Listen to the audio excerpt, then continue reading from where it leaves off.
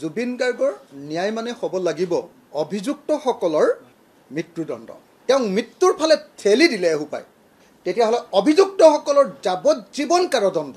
আমাৰ CIDয়ে যিটো তদন্ত কৰি আছে, এই তদন্তত জুবিন গাৰ্গৰ অভিযুক্তসকলে সঁচাকৈ ডেথ চেণ্টেন্স পাবনে? যদি জুবিন গাৰ্গৰ মৃত্যুৰ সঁচাকৈ ন্যায় দিবলৈ হয়, তেতিয়াহ'লে এই দুটাৰ ভিতৰত এটা হ'বই লাগিব। জাষ্টিছ ফৰ জুবিন গাৰ্গ বুলি যে লিখি আছে সকলোৱে, আমি জুবিন গাৰ্গৰ ন্যায় মানে দুটা বস্তু বুজি পাওঁ।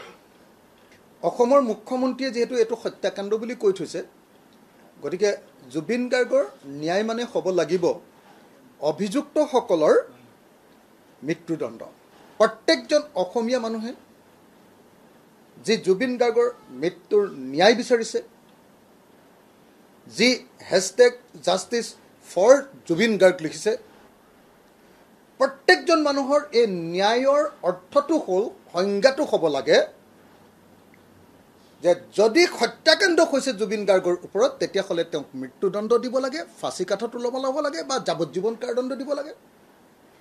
আৰু যদি হত্যাকাণ্ড হোৱা নাই, তেওঁক মৃত্যুৰ ফালে ঠেলি দিলে এসোপায় অভিযুক্তসকলে, তেতিয়াহ'লে অভিযুক্তসকলৰ যাৱজ্জীৱন কাৰাদণ্ড, জীৱনত আৰু কোনোদিন জেলৰ পৰা ওলাই আহিব নোৱাৰাকৈ জেলত ৰাখি থোৱা। এইটোৱে হ'ব লাগে জুবিন গাৰ্গৰ প্ৰতি প্ৰকৃত ন্যায়। আমাৰ SITয়ে যিটো তদন্ত কৰি আছে, আমাৰ CIDয়ে যিটো তদন্ত কৰি আছে, এই তদন্তত জুবিন গাৰ্গৰ অভিযুক্তসকলে সঁচাকৈ ডেথ চেণ্টেন্স পাবনে? মৃত্যুদণ্ড পাবনে? ফাঁচী তেওঁলোকক দিয়া হ'বনে? অথবা তেওঁলোকে যাৱজ্জীৱন জেলত থাকিবলগীয়া পৰিস্থিতি হ'বনে? এইটোৱে হ'ল প্ৰকৃত অৰ্থত হিমন্ত বিশ্ব শৰ্মা চৰকাৰে জুবিন গাৰ্গৰ মৃত্যুৰ ন্যায় দিছেনে নাই, এইটোৱে হ'ব মূল কথা।